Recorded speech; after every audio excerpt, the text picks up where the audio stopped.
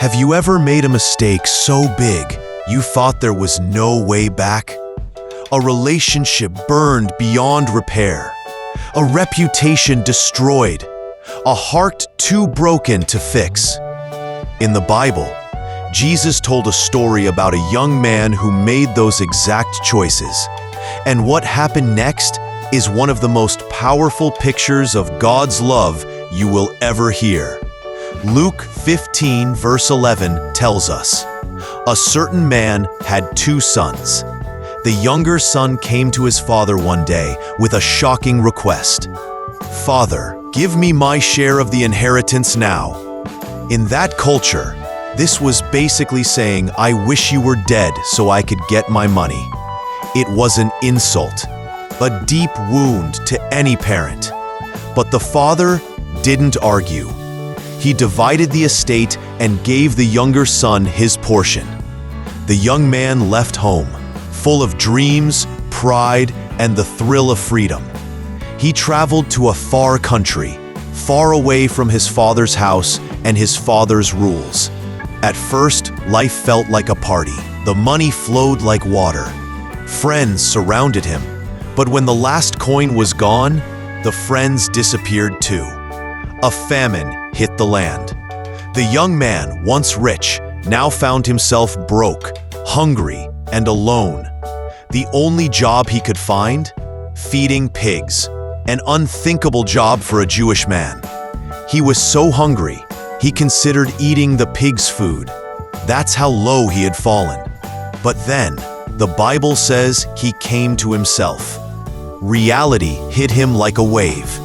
He thought, "Even my father's servants have food to spare, and here I am, starving. I will go back to my father and say, 'Father, I have sinned against heaven and against you.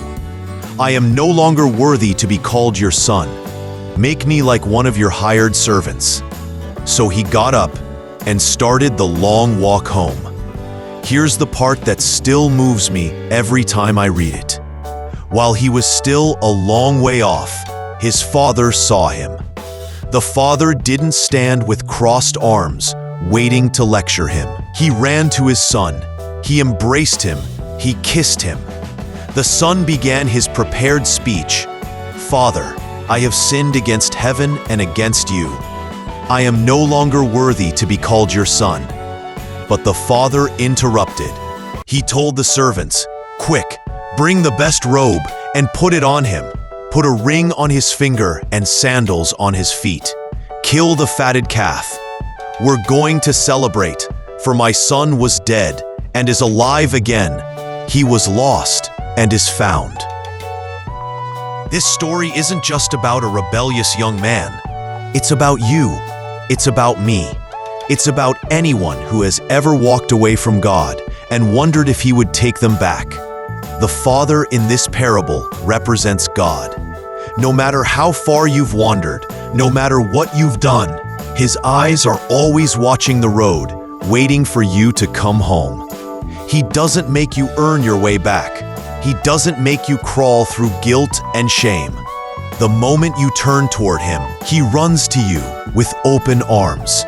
Maybe today you're in the far country. You've chased after things that looked fun but left you empty. You've broken trust. You've hurt people. You've hurt yourself.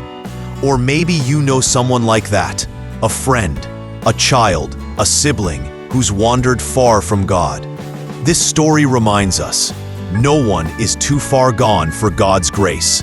All it takes is one step, and the Father will run the rest of the way. If you've been running from God, stop today. If you've been living in regret, let him lift it off you. Don't believe the lie that you have to clean yourself up before coming home. Come just as you are, because your Father is waiting, and when you come home, heaven throws a party. Manna of the day. No matter how far you've gone, it's never too far for God's grace.